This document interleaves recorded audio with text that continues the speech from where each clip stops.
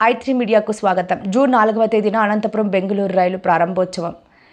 అనంతపురం ప్రజల చిరకాల కోరిక అనంతపురం టు బెంగళూరు రైలు సేవకు కేంద్ర రైల్వే శాఖ ఆమోదం తెలిపింది. ఈ రైలు సేవ ఆమోదం మన అనంతపురం పార్లమెంట్ సభ్యులు శ్రీ అంబికా లక్ష్మీనారాయణ గారు నిరంతరం చేసిన కృషి ఫలితంగా సాధ్యమైంది.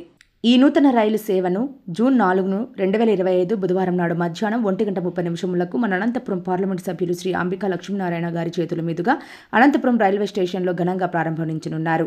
సమక్షంలో జరగనుంది. ఈ రైలు అనంతపురం నుండి ప్రతిరోజు మధ్యాహ్నం 2:10 బెంగళూరుకు బయలుదేరుతుంది. ఈ సేవ 2 నగరాల మధ్య రవాణా సౌలభ్యాన్ని పెంచి ప్రజలకు ప్రయాణంలో మరింత సౌకర్యాన్ని అందించనుంది.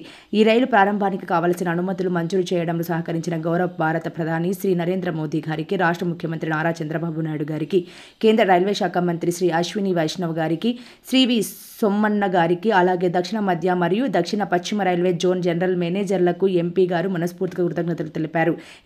ఈ అభివృద్ధి అనంతపురం ప్రాంత ప్రజలకు ప్రయాణ సౌలభ్యం కల్పించడంతో పాటు ఆర్థిక మరియు సామాజిక అభివృద్ధికి దోహదపడనుంది. అందరూ కూడా మీరందరూ జూన్, ఎందుకంటే అనునిత్యం అనంతపురం జిల్లా వాసులు బెంగళూరు నగరానికి అటు విద్యార్థులు కానీ, యువత కానీ, రైతులు కానీ, పేదలు కానీ, ఆరోగ్యపరంగా రోగులు కానీ, అదేవిధంగా వ్యాపారస్తులు కానీ వెళ్తూ ఉంటారు.